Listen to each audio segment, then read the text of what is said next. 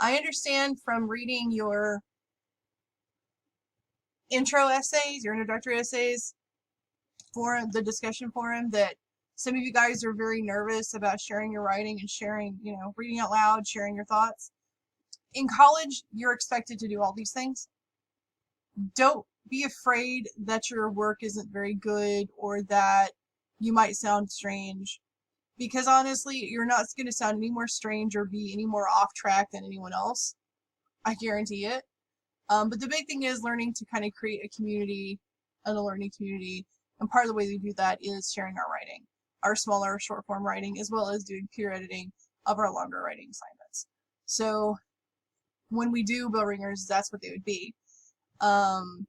And then kind of the question we would be pondering is, have you ever looked back on a childhood experience and realized that what was really happening really at the time was very different than what you thought was happening at the time? How do you feel about the discrepancy? Okay. Narratives have a clearly identified event. So one event, guys, one big event, not a series of things and memories that you remember at a place, but one event. Okay. A clearly described setting, and that setting is going to be related in vivid descriptive details. Like I said, a few good vivid details are much more important than a lot of vague statements. Have a clear, consistent point of view, guys. So your first person is I, me, my. Second person is you, your. Third person is he, she, they, them, their, is her. Choose which point of view you're going to stick with and stick with it consistently so that it's not confusing. And also, narratives are going to have a clear point. What's the thing that happened in the story that's the most important thing that you want the audience to understand?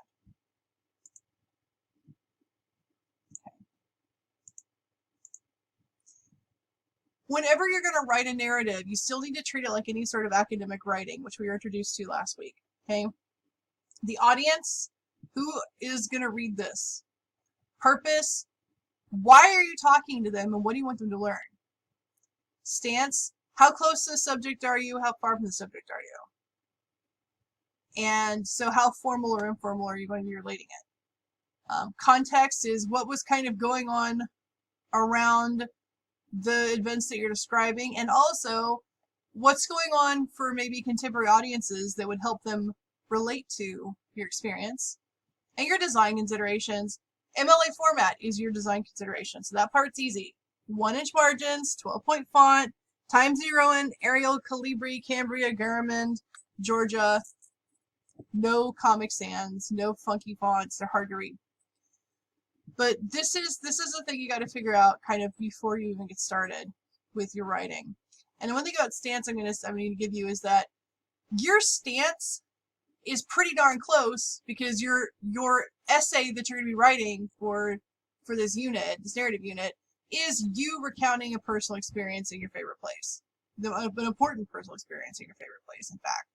So you're very close to it. Just make sure that your language doesn't slip into being too informal, because it's still an academic piece. But you're not going to have kind of you're not going to have as much of an academic tone, but you're still going to have kind of a slightly more formal tone because it's an academic work. I did that on purpose because we're all getting started with academic writing, and narratives are actually an easier form to write. It's kind of getting our feet wet, get some practice in. All right. After you've figured those things, you need to do the background. Do the needed research.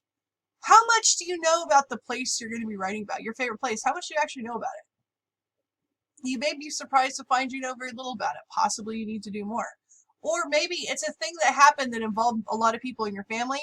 Talk to your family members. How do they remember the event? Maybe they remember something you don't. Maybe they remember details you forgot. Or maybe they had a completely different experience, and that'd be super weird. But either way, you still are going to want to do maybe these two things before you really start writing.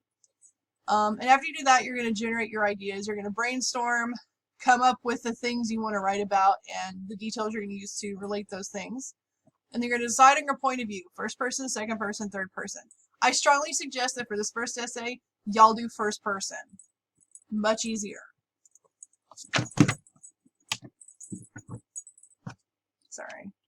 My cat just jumped on this, so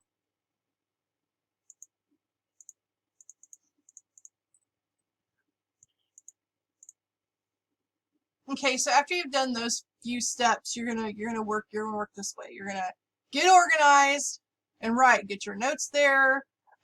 Get your coffee ready. Get your tea cozy. Maybe you got to have some fuzzy slippers. Make sure you're in a comfortable place where you can be uninterrupted, or as uninterrupted as possible, so you can get work actually done. And start writing. As you write your narrative, keep your main point in mind. The main thing you want people to remember about this story, and maybe about you from the story, or maybe about that place from the story, that's always got to be obvious and manifest in everything that you write. That's part of why you're going to want to stick to detailing one specific event instead of several little episodes that are vague. Because if you have a bunch of episodes that are vague, I might have a hard time understanding what your point is. Okay. Organize your information, chronology, time, order. This is not one of those postmodernist essays where you jump around in time. When you tell your narrative and talk about that event that happened in your favorite place, you're going to set the scene by describing that place, and then you need to relate the events that happened in the order in which they happened. That's a chronology. You got to do that so that we can tell what's going on. That is actually the hallmark of a narrative, is that it's told in chronological order. And usually there are nonlinear narratives, but we're going to leave that to people like Christopher Nolan. All right. Then, after you've written your actual, all of this stuff down, start your opening. Usually for other kinds of academic writing, I'm going to tell you to write the body first and then do an opening and conclusion. But the thing is, for a story, it's hard to start in the middle of a story if you haven't introduced it first. So this time you're definitely going to start your opening. But then you're immediately going to draft your conclusion, because your conclusion needs to bookend the opening.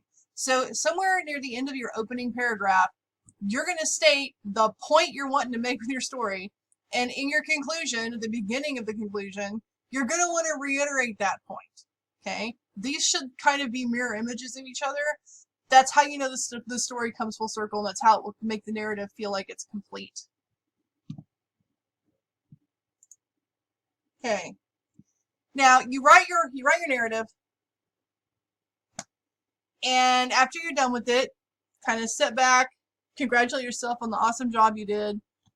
Maybe go have coffee away from your desk, possibly walk your dog, maybe go exercise,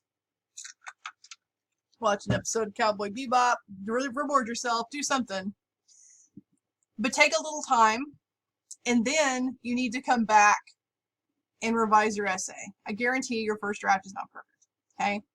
Make sure you've got a distinct beginning and middle end into your story, because if you don't have a distinct beginning, middle, and end, it ain't a narrative.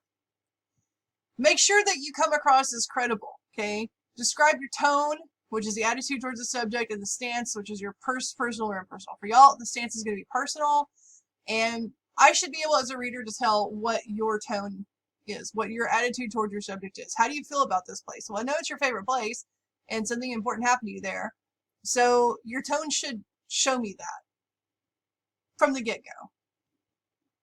Does the story have a clear point? We all have those elderly relatives who will tell stories that take hours and don't really seem to go anywhere.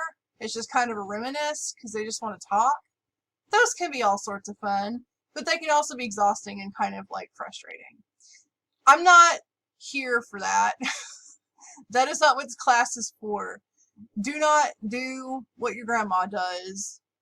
Do an academic narrative that has a point, and I know what the point is, and I can keep that point in mind as I'm listening to you or reading your story. Okay, make sure your conclusion is satisfying. And like I said, a satisfying conclusion is going to be one that kind of mirrors your introduction.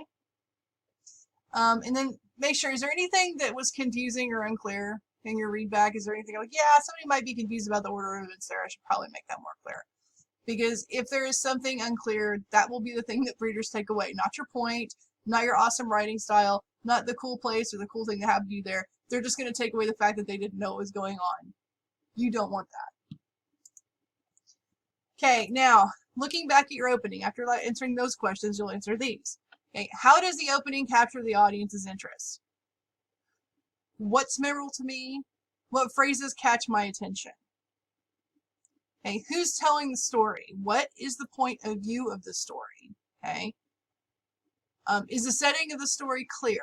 So we know you're telling the story, and you should have the point of view should be first person. That should be obvious, again, from the get-go. Make sure the setting is clear, which is very important because my whole thing here is to get you thinking about places and experiences that happen in places, which is why I'm having you write about your favorite place. I should be able to visualize your favorite place. If I can't, you've got a problem. Okay, and then is the story easy to follow? Do you use transition words and phrases to signal a sequence of events? So your transition words and phrases first, then, next, after that, and so forth.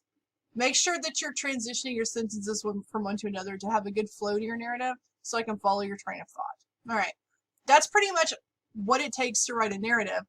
And now I'm going to go over your assignment. We were going to do this in class today, but instead I'm going to create an assignment for you. It's a quick writing assignment for you to use in class or in lieu of our class meeting. All right.